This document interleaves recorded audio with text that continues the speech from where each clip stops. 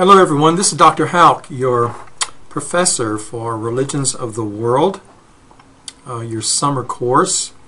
This is just a very informal.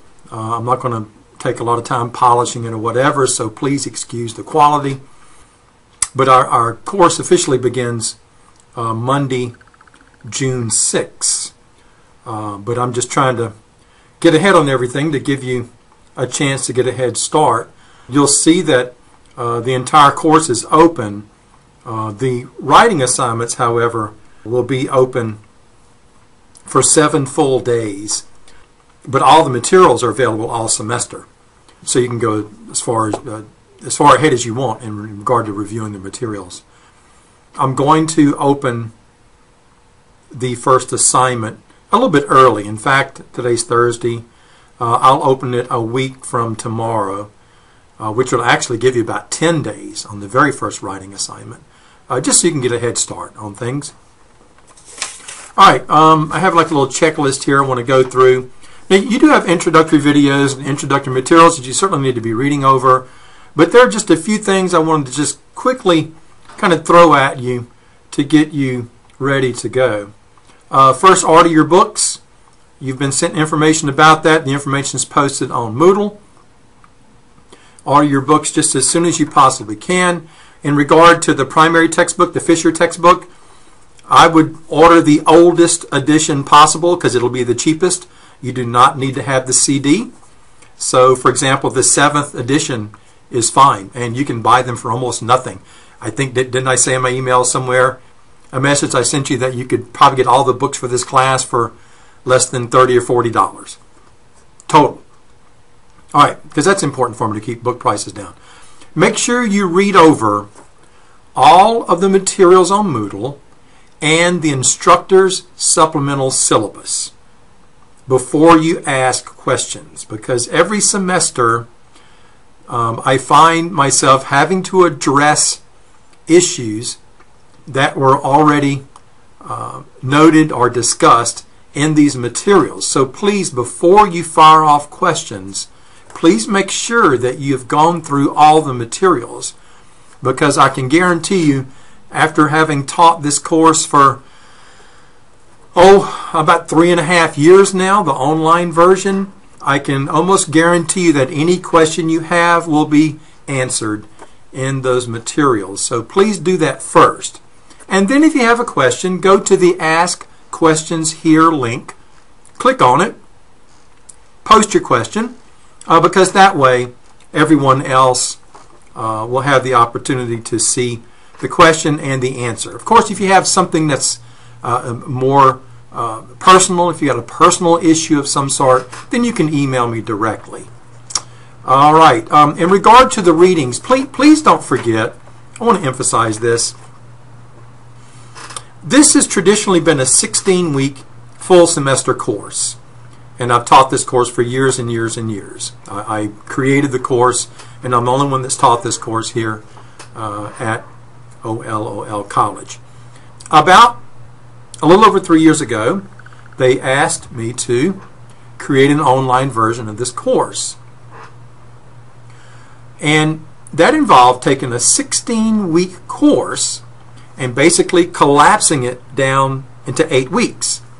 Now, because of accreditation issues and pedagogical issues, you can't simply just lop off half of the material, because then it wouldn't be a full 3-credit course. Right? So basically we have to take the same 16-week course, readings, assignments, the whole 9 yards, and collapse it down into half the time.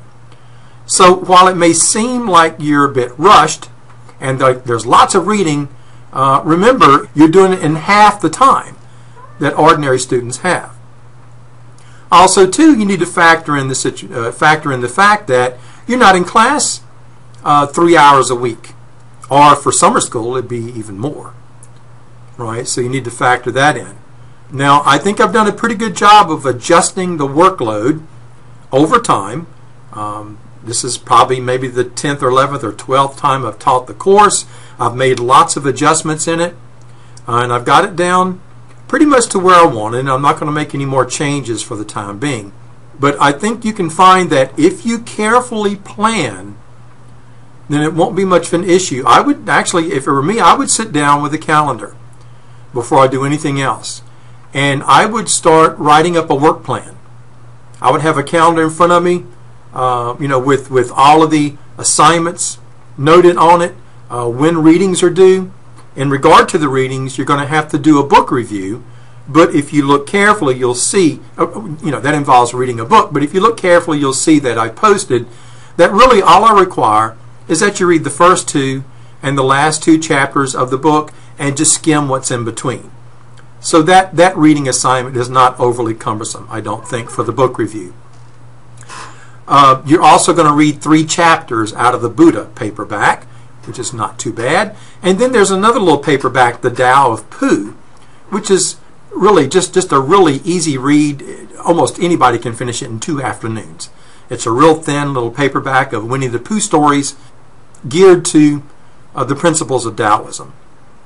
And then, of course, you have the ordinary readings. You usually have 1 chapter in Fisher to read for each module. Sometimes you'll have some extra materials. You certainly have videos. I've made lots of videos for you.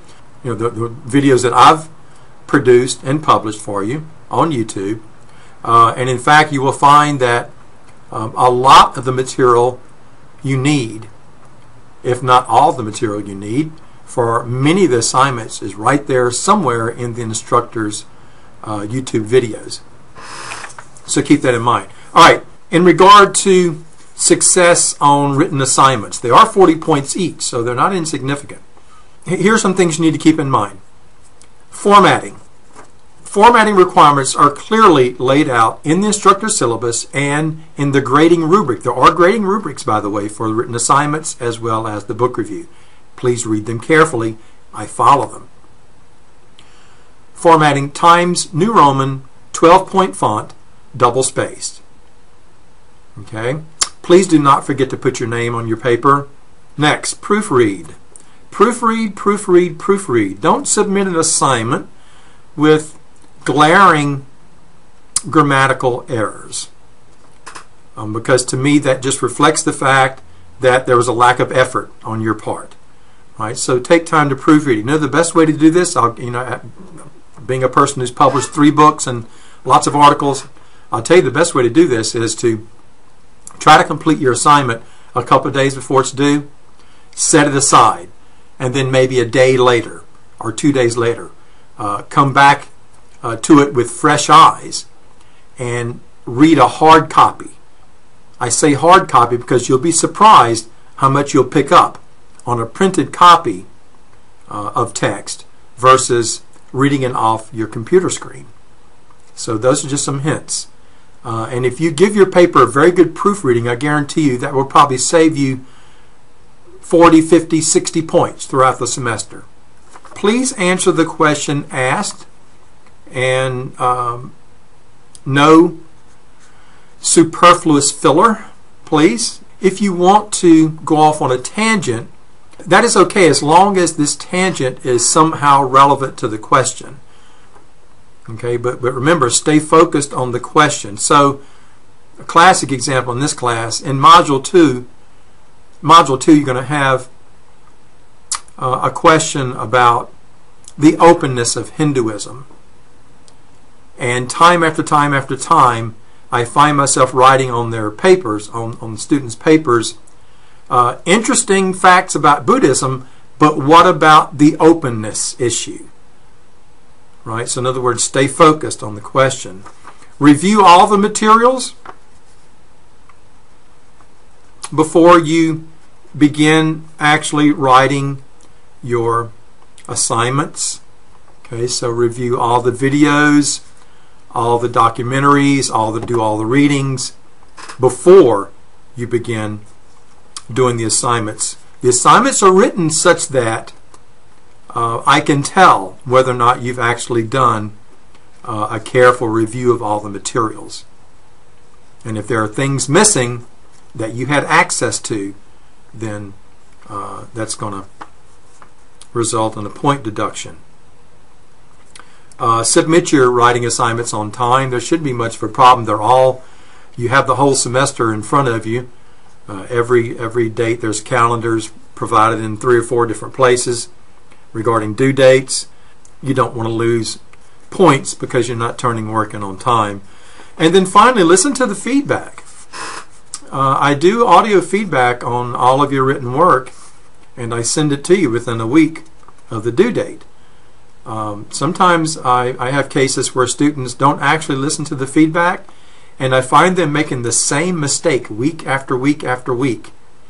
And I remind them for a few times, but then they just sort of give up on it. And I'm not going to chase people down. I'm assuming they're listening to the audio feedback, so take advantage of that.